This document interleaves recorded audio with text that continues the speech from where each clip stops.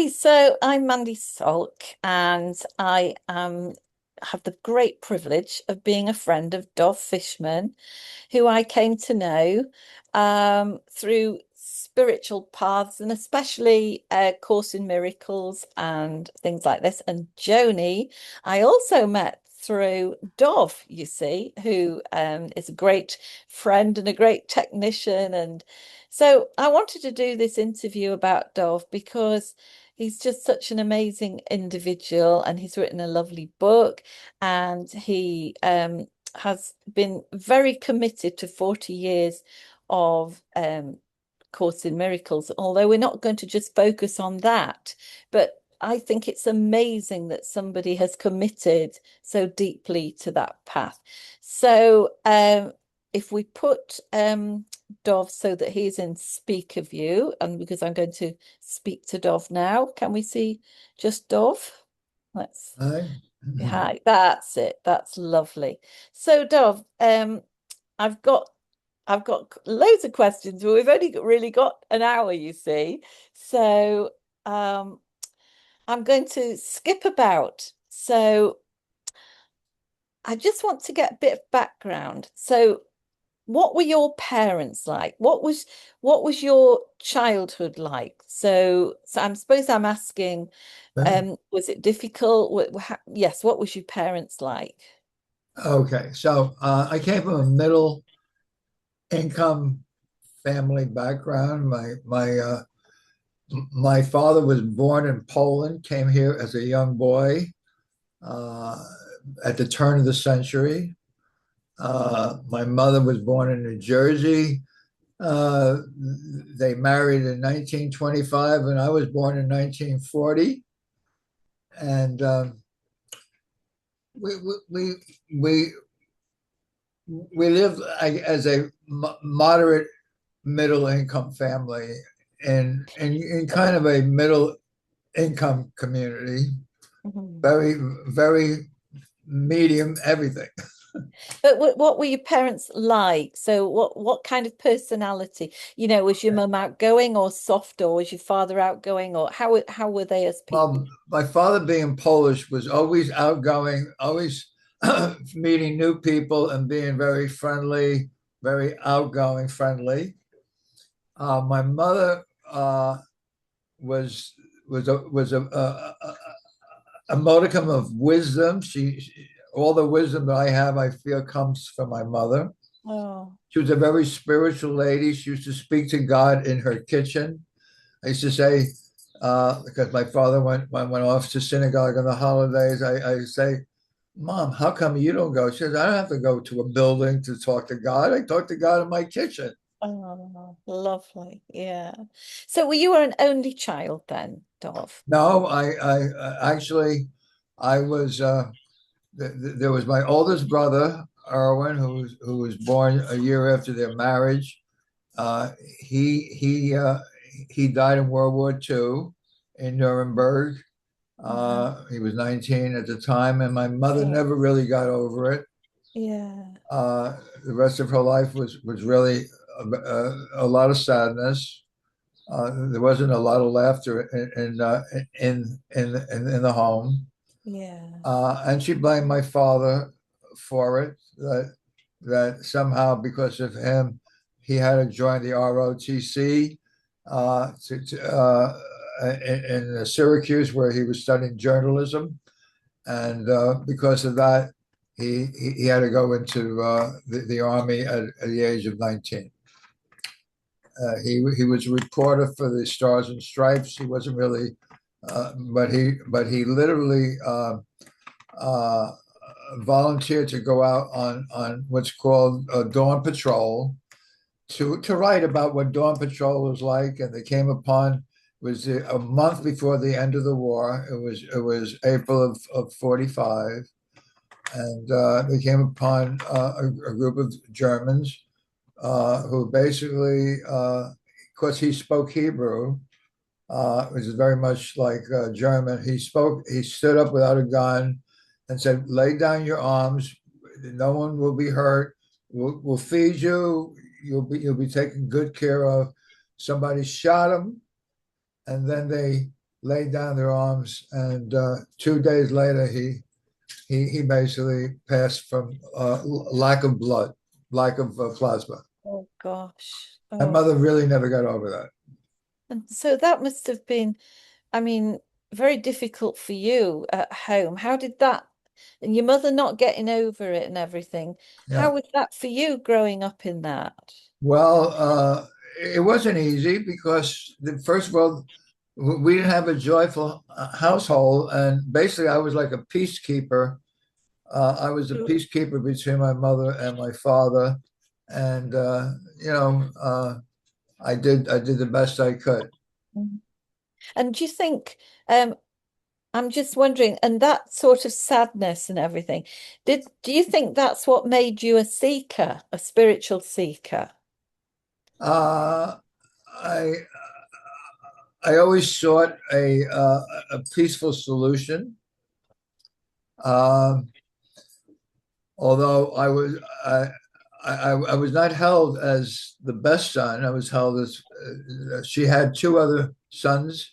My older brother, who was 7 years older than me, she had a son every 7 years. Wow. 7 years, right. Mm. So I was the middle son, and she considered the three sons that were still living not as good as the son that she lost. That must have been very difficult to grow up with. Uh, I didn't see it as difficult, although I Yeah. always remember her saying, God took away my angel and Oh, left me with these three bums. So I was one of the three bums. oh, that must have been very hard. I'm sorry Uh, to hear that, you know. Yeah. well, I heard it. Obviously I took it in because I still remember it, but I didn't take it personally. I really did. Well, that's amazing. That says a lot about you that you didn't. That's great. So I want to ask about when you started. I know that you did est, and I'm just going to say for people watching, just a little bit about. Whoops, sorry about est. I'm looking at my phone, folks, because I've got my questions on here.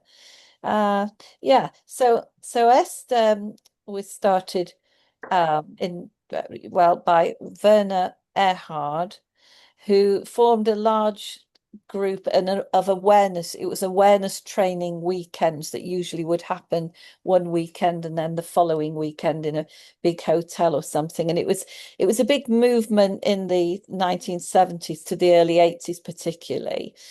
And and the S training was about 60 hours and it was very intense and people had a lot of changes and things and transformations that would happen and then there was also somebody called Ole Larsen who then started something called ISA, called the ISA experience, which is what I did, but I didn't do EST. So what brought you to do est and Okay, very yeah. good. So I had a spiritual awakening when I was 32 years old. That was 1972. And I had lived my entire life prior to that, for the first 32 years, as a total ego. I did all the things the ego does. And then I one day in May, I didn't sleep for 24 hours, and I called a friend, asked if I can come over and crash at her place, and she said, "Yeah, come on over." But her idea was that I should go to sleep. She said, "I'm going to take this mushroom," and she said, "You can have one if you want." And she knew that I wouldn't let her just take it by herself. So I took one too. But after not, I had taken mushrooms many times before, and I always was very clear on other people. But if you haven't slept for 24 hours, your defenses are way down. And all of a sudden, I was only looking at my own life. And I literally, I cried for hours. It was like a purging. It was, and at the end of the crying, I saw myself standing in a garden in a t-shirt with three words on it. love the truth. That's all it said. And Wow. that became my purpose. My purpose became loving the truth. Now, I had an experience after that for 2 or 3 months in which I was on such a high that, that I finally lost it. I tried to get it back. That's how I came to S. I thought that by going to S, I would get it back. Mm. And I remember the trainer at the time, Landon Carter, said to me, "You can't get it back. You can only have it now. You can have your peak experience here and now. You can't go back and get from the past." And that gave me the impetus to keep going with S. I took all their advanced courses. I took the course to become a guest seminar leader. And the woman who ran the guest seminar said, "Are you going to teach seminars now?" I said, "No." She said, "Don't worry." She said, "Wherever you go, you'll be giving guest seminars." So Yeah. she realized that I won't be doing S, but I'll be doing something else. Yeah. That's how she put it. A year later, I heard about this thing called A Course in Miracles, and that's how I got into it. That's how you got into it. Yes. Oh, wow. So that peak experience. So do you want to say any more about that or what happened afterwards? You said it went on for a while. The after the taking of the mushrooms. Are you talking about yeah, The one that, yeah. it was, everything happened perfectly.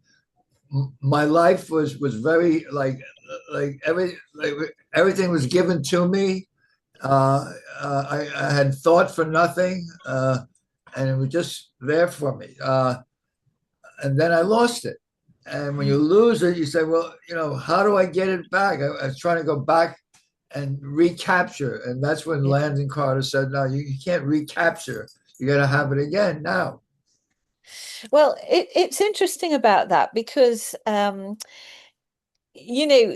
teachers say that every so often in a life you get freebies. And that would be like a freebie. You get a leg up, you get a little eye hole into something where you are just Yeah, pure expansion.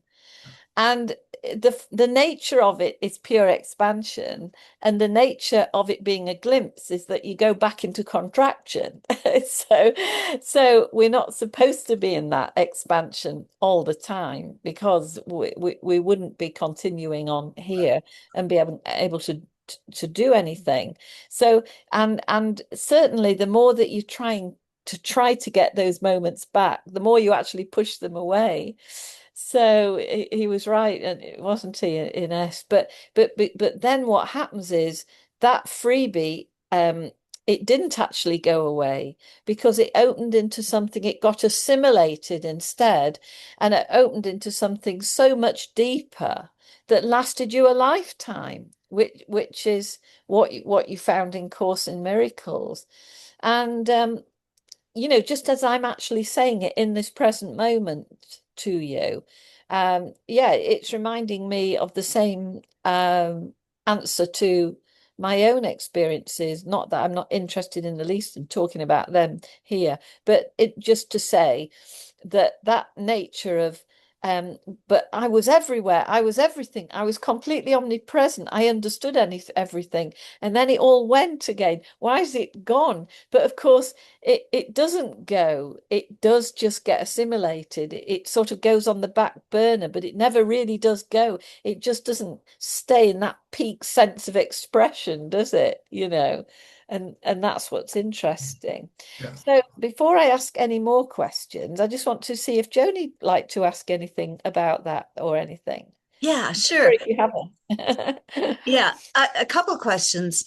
We're kind of around the S time. So I'm curious about your family, your family with your wives and your children. And I only know a few of them. So if you can share about that, that would be kind of interesting, please. Oh, yeah. I mean, I had two marriages. The first marriage lasted 10 years, and I was a terrible husband. I'm the first one. And I told that to my wife just recently, that I asked for her to forgive me for all my insanity at the time. I was insane. I really was. Uh, I married for all the wrong reasons. And after 10 years, she divorced me. We had two children. Uh, and uh, I was alone. I went from being pretty well off to I was literally at the very bottom. I bottomed out. I went to the very bottom of the well, and there was only one way out, and that was up. That's when the mushroom came. Uh, so I went through 10 years of a marriage that was an ego marriage. I had 2 years of being alone and sinking so deep that I say that probably someone would find me dead on some street in New York if I didn't have that mushroom experience. Oh, wow. And I think you have grandkids. How many grandkids do you have? Well, right now I have like 12 grandchildren. I count Suzanne, who was my second marriage, which was a wonderful 40-year marriage, a marriage of love. I count her children and grandchildren as my own. Oh, well, how did you meet her? Uh, we met at a 4th of July uh, weekend party, uh, but she had the same experience as me. She went through a marriage. She went to EST. She took the graduate guest seminar leader program, same as me, Wow. which elevated her in willingness to be outgoing. And she did everything that I had done up until that point. Mm. And then we met and we fused literally together.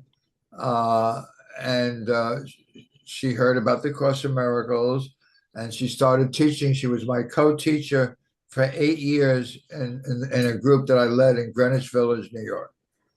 Wow. Oh, absolutely beautiful. That's total soulmate story, that is, isn't it? That's amazing. And I just want to add that Suzanne and I bonded over the University of Michigan because that's where I live, and she really enjoyed Ann Arbor where I live, and that was always fun. It was nice. So, Oh, oh, that's lovely, Joni. Oh, so I also want to ask about another experience that you had. So you had a transformational experience when you're in hospital and you'd been diagnosed with cancer. Is that so? And then you had this experience. Do you want to tell us about that, Dov? Yeah, I was diagnosed as cancer. I took it very easily. How long ago was that? Tell me when that was, roughly. That What, was the year 2013. 2013, yeah. 2013, that's like 13 years ago. Mhm. And I was told that I had stage 4 HPV cancer, which was a lump in my throat. And for some reason, I didn't see that as scary. I accepted it. I was at that level of acceptance. Okay, this is part of the script, and I accepted the. I asked, well, what are the treatments? And they told me, well, you take, this. We're going to. I can't even think of the word. The treatment for cancer. Uh, I can't. Chemo, is it chemo or Chemo, radiation? yeah, no, thank you, Yeah, thank you. It yeah, was chemo. There's yeah. chemo, there's radiation. I said, well, suppose I just take the chemo. He said, you have a 50% chance. I said, Mm. well, suppose I take the radiation and the chemo. He said, you have a 90% chance. I said, okay, I'll take both. Yeah. But I took it very lighthearted. Like, okay, this is a treatment. Okay. I think it's because of my acceptance. And I gave a couple of talks on it. People asked me to talk on it because I was told by the doctor after 2 months I didn't have to take any more treatments. He said, the cancer is gone. He Wow. didn't use the Yeah. word cured. He said the cancer is gone. Wow. And so they stopped the what's the word again? Chemo? And they stopped the chemo. Yeah. I foolishly did the radiation because I said I was going to do it. And the radiation doctor, he said, well, now it's time for radiation. Uh, Later, I said, my God, why did I do this? And I'll tell you how that all happened. But the truth of the matter is, because of doing the radiation, I lost 50 pounds. I was 230 pounds at the time. I went down to 180, which I was for like the next 10 years, which was my perfect weight. I'm now 170. And I really believe because of my loss of weight, which I could never lose weight before, it happened perfectly to keep me the way I am right now. Like I'm 86 and I'm pretty healthy. Yeah, you look pretty healthy. So what was this transformational experience that you had? I mean, as well as that, did you have any outer, like an NDE? Did you have anything like that Yes. happen? Well, I had the NDE in 1980. Yeah. I We weren't even married at the time. Suzanne and I were in my apartment in New York City, and I had come across a book by Rajneesh, who's Osho now. It's called The Book of Secrets. And I opened up the book, and the first thing I opened up is how to open your third eye, how to do it. And it warns you not to do it if you have any malevolent, self destructive thoughts in your head. Don't do it. And it even said that Hippocrates was given that secret in Egypt, but he waited until he got back to Greece to get the malevolent, destructive thoughts out of his head before he did it. But I figured, hey, listen, I was doing the Course in Miracles. I'd done S. I'm very enlightened, and I'm 40 years old. And when you're 40, you're supposed to be invited to the Kabbalah, and no one was inviting me. So the Kabbalah is really opening up your third eye. I said, well, I'll do it. No accident. I opened up the book, and there it was. I opened the third. All I can tell you is after I practiced the technique, which is very simple, I started having a pain over here that Mm. nothing would take away the pain, nothing. And I'm lying in bed in the evening around 7, 8 o'clock, and I'm very weakened by the pain. Can't even walk. It was that. So all of a sudden, I feel this rush, like electrical voltage coming from the crown of my head, right, soaring through my body. And my thought was, oh, this is how I'm going to die. The second thought was, oh, this is what it's like to be in the electric chair, because my house was not too far from Sing Sing, where they electrocuted people in the electric chair. Oh, this is what it's like to be in the electric chair. And my third thought, as it was soaring through, it was down to here at that point, was a visual of a chess table in Washington Square Village, where I went to NYU to college. I used to play a lot of chess at the chess tables. And all of a sudden, the chess table I was playing at in Washington Square Village became one small square where the rook is on a chessboard to a board that went out into infinity. That was the last thing I remember before I'm at the top of the room looking down, and I'm seeing myself very peaceful. I see myself lying there next to Suzanne, not saying, oh my God, what happened to me? Or this is, I guess had no thoughts at all, none whatsoever, just very peaceful looking around. And then I hear the words, did you put a quarter in the meter? We lived in a place where you had to put quarters in the meter where you get a parking ticket. And if you look at the symbolism of putting a quarter in the meter, you're buying more time. Yes. Instantly, I Yeah. was back in the body. The pain was gone. And that's my experience on that. What do you make of it? What do you think all that made? Well, I guess I always wanted to see the future. I guess that was something that I remember. There was three of us got together one day and looked at what it is that we like to have as a wish. And I remember my wish was to see the future, and I guess I got my wish. did you though? It's interesting because it almost sounds to me like God had a bit of a sense of humor there with the chessboard and everything like that, and because the future is now, isn't it? So you can't actually ever have that wish, can you? So it's that's interesting. So I've got some other questions, but I just wondered if Joni had would like to ask something at this point. Um, I know that I'm curious about happy. I know that you there. I mean, this dog is not only metaphysically representing happiness, but just share about happy because I'm a dog lover and Me you too. I'm a dog lover. Oh, there, there he there is. she is. Oh, And my Luna is where is a oh, sister of Happy's from another mother, only she's cream. oh, So there you go. There you go.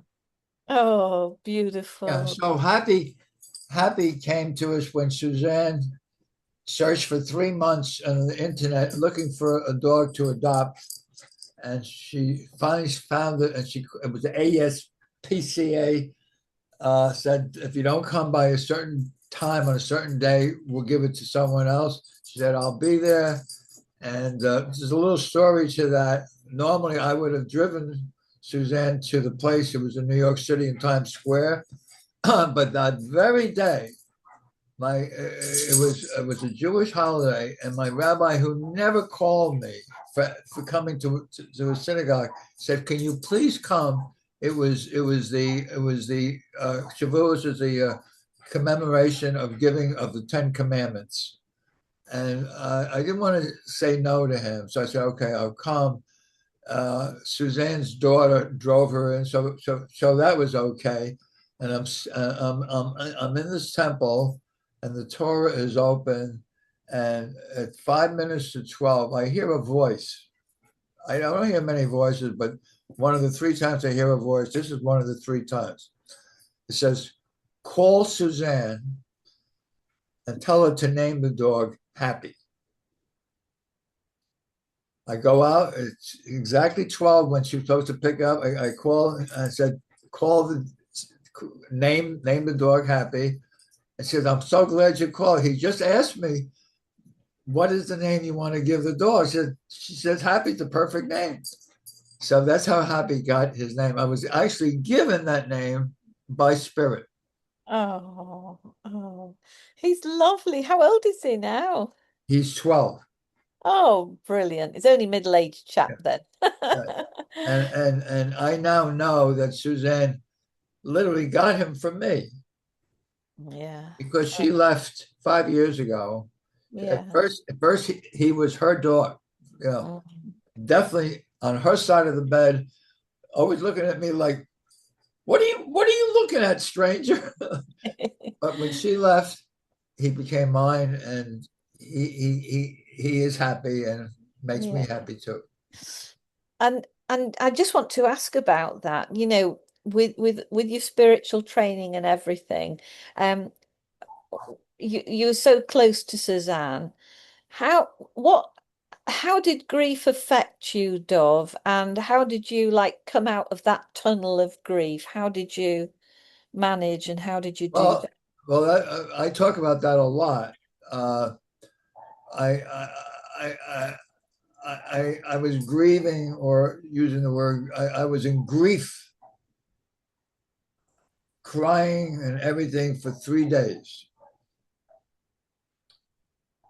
And I happened to be walking past this plaque that's on my wall, which is a picture of John Mundy marrying Suzanne and me in 1981. That was 40 years earlier, and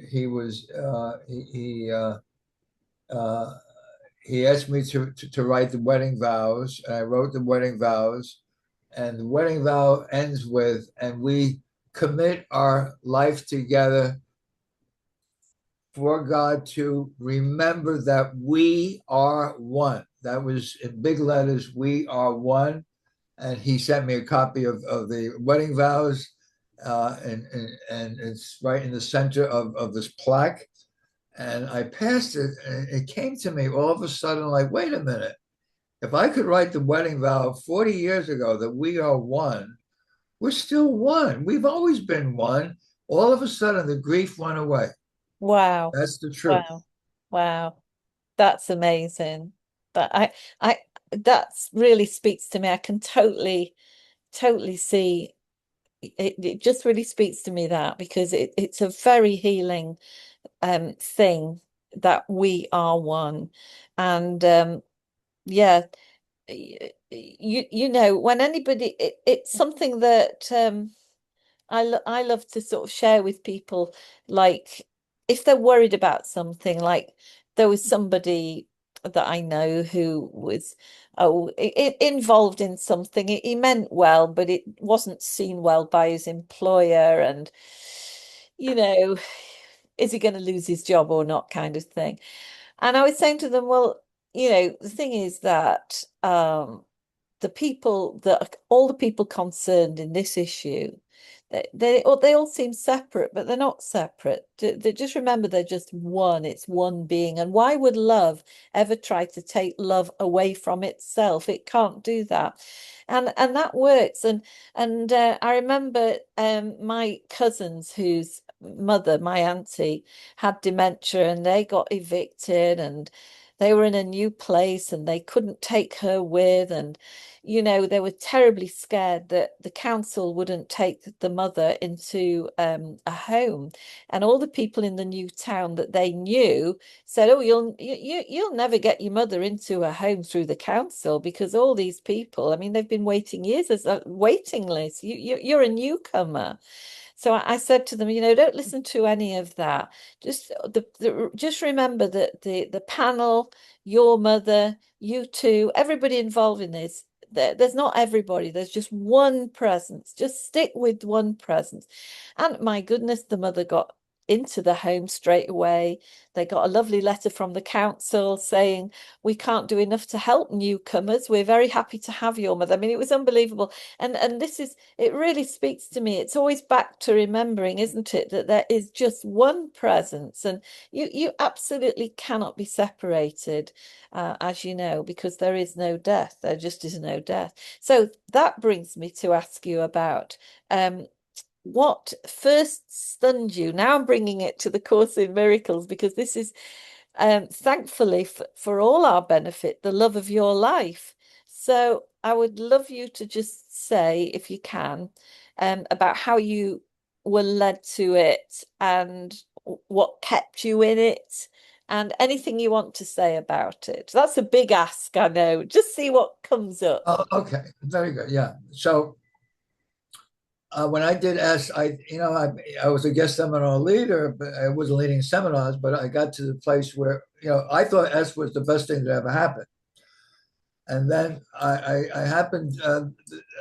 I had a friend, Michael Wyman, who heard that one of the people that used to be at S, he's from Australia. Uh, uh, he kind of had a to do with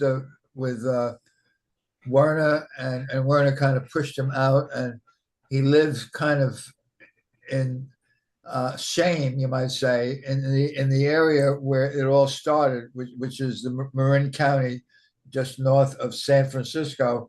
And as it happened, his next door neighbor was Jerry Jampolsky, and I don't know. Oh, wow. Yeah, Yeah, yeah. Jerry had Jerry knew Judy Scotch, and she had sent him a Xerox copy of the course before the course ever came out. And uh, Jerry, who was an alcoholic at the time, lost his family, lost his he was a psychiatrist, lost his medical practice, and then he did the course, and the course turned him around in incredible ways. And he said to his next door neighbor, who wasn't really feeling good about anything, hey, why don't you take a look at this Course in Miracles? It did me a lot of good. Why don't you see what it does for you?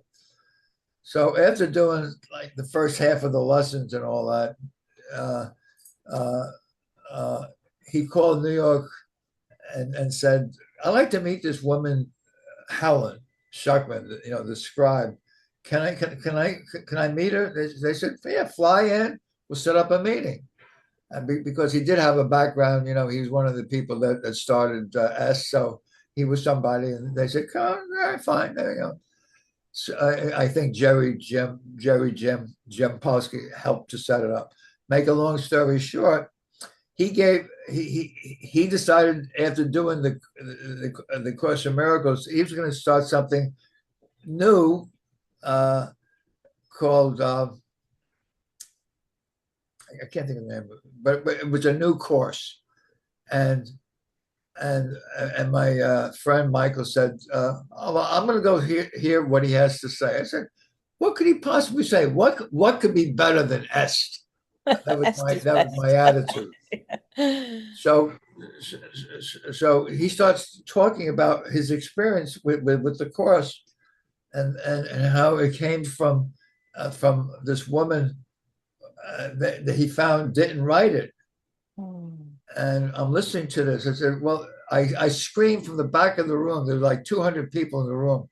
Well, if she didn't write it, who did? And I think it was either Michael next to me or someone next to me says, Dov, it doesn't matter who wrote it. Just get the books and do it. And that's what I did. I went to Wise's bookstore, which was the only store in New York City selling the Course of Miracles. I opened up the book. I was told to do the lessons. I opened up the book to the lessons, and I looked at lesson 1, and it said, "Nothing I see here means anything." Yeah. And after doing S, I said, "Yeah, that's true." And then I looked at lesson 2, and it says, "Well, just in case you think anything here means something, just remember you gave it all the meaning it has." I said, "Yeah, I bought the books, and I just did the first 50 lessons in 50 days." Yeah. Oh, brilliant. Yeah. Hey, Dov, yeah, Joni, yeah. Thanks. Dov, you have a book, and this kind of goes into, there you go, Into Oneness. Oh, great. Hold it a bit that to your right. Yes. You're right. You're Yeah. holding it more to your left of. Can you hold it up and do it more to your right? Hold the book up. That's it. We've got it now. Yeah. There you go. Into Oneness. Yeah. And that has a lovely story. So would you share how that came about? Please do. Very thanks, Joni. I like to say that I did not write this book. It says on the cover by H. David Fishman, edited by Valinda Vujovic. Now, what happened was, it's true, I didn't write the book. It came through me. And the way I say that is, after doing this group in Greenwich Village, I kind of dropped out of the teaching business, and I did other things. And then the internet opened up, and I realized that this is a place where I could actually start sharing A Course in Miracles. And I started a group called the Teachers of God. And in order to be in the group, you had to take your turn as a teacher moderator. And we were on the only place you could meet in the early days of the internet, which was AOL, America Online. And we had a room called the Teachers of God. And to be in the room, you had to be a teacher. In other words, you had to take your turn as a moderator. So after 3 or 4 years, which I did not know, Valinda, who was in the group, had copied and pasted. There was no microphone in those days. It was everything was in text, and she copied and pasted everything that I said, and she took the best of what I said. She went to Kinko's and she turned it into a book, and she gave me a copy of this book, Into Oneness, for my birthday, and she made a copy for herself, and I forgot about it. Wow. About 6 months later, I was talking to her, and I said, Linda, I think I want to write a book. She said, but Dov, you already have a book. I said, I do? I don't remember writing a book. She said, I gave it to you for your birthday. So I took a look at it, And it's all the things that I said during those 3 or 4 years that she liked. You mean you didn't read it when she gave it you at first? Right. I didn't read it when she gave it to me. You're right about Oh, no. I opened it up. I didn't read it cover to cover. I looked. Oh yeah, like I just opened up. So I do this with people. You just open it up to any page, yeah. and it tells you exactly what spirit wants you to know. Like I opened up to page 85, and as it says, this is a truly this is truly empowering, for it puts you at cause, and possibly for the first time in the dream, we dream together. We see ourselves as the dreamer and not as a victim. Once this shift takes place, we can begin to see what it is that we do and why we do what we do to ourselves. This is where change can be made, change in our mind. All the letters of mind is capitalized, by choosing again what is real and what is not. Here is the only place where change is meaningful. We change our thought system and the thoughts that we think. Now, Perfect, perfect. yeah, so I always say, this is not a book to be read cover to cover. It's a book that you hold in your hand like this, and you ask for guidance. You can talk to Holy Spirit. Maybe you have a question. You ask the question. You ask for guidance. You open the book. Wherever you open the book, what it says on the left side and on the right side is your guidance. And as you see, there's very few words here.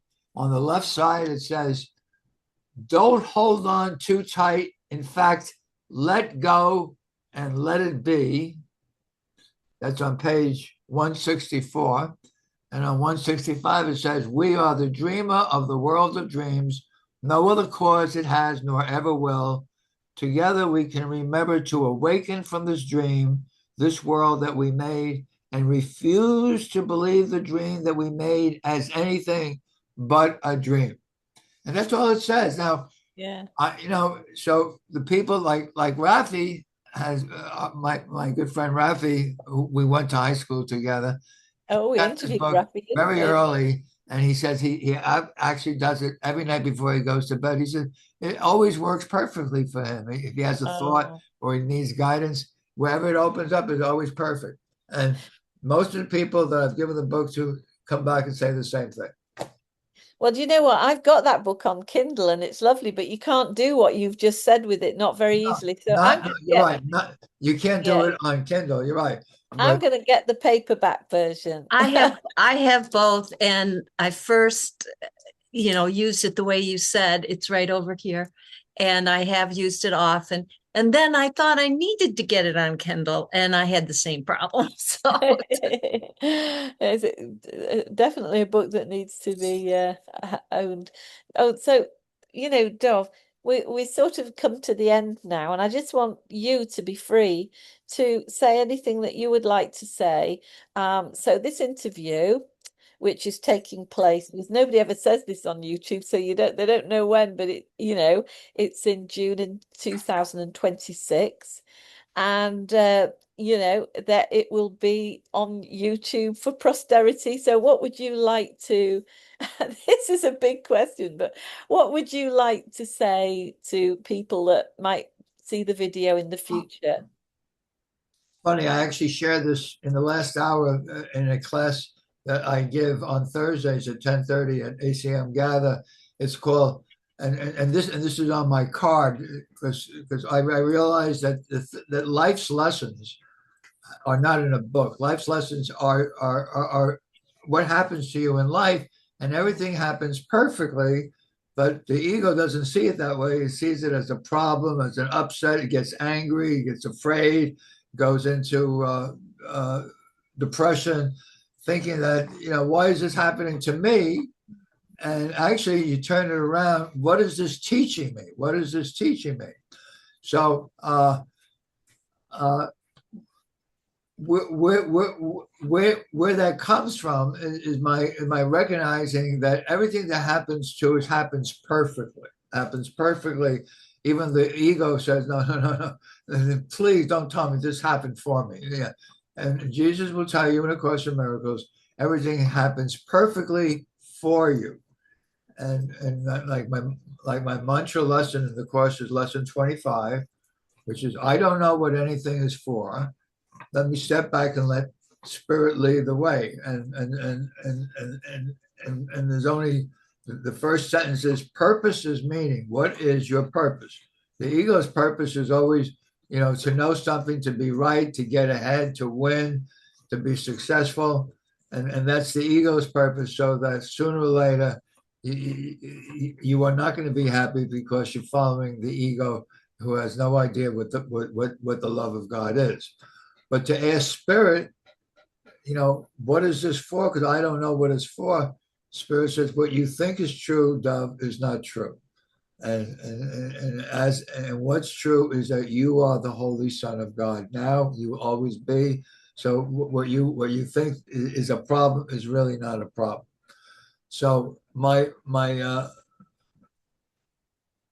life has been about helping people to develop that trust, TRUST, to rely upon spirit totally, by developing trust as a teacher of God. Because in the Course of Miracles, it says the 10 characteristics of God's teachers. It starts with trust and it ends with open-mindedness. But trust has to be developed first. And he tells you that can take a long time. But you don't develop trust by saying, well, I'm going to develop trust. No. I found that by teaching, you develop trust, because you don't really teach. Spirit teaches through you. Gloria Wapnick, Ken's wife, is very famous for saying, only speak when spoken through. So when you're teaching from A Course in Miracles, you are not the teacher anymore. Spirit is teaching, because you have decided to choose to teach what spirit is saying, rather than what you think is good for people. And when spirit is speaking to you and through you, you begin to develop trust that, as it says, I'm here only to be truly helpful. I'm here to represent him who sent me. I don't have to know what to say or what to do. He who sent me will give me and direct me to what to say and what to do. I don't have to know anything. And that's how you develop trust.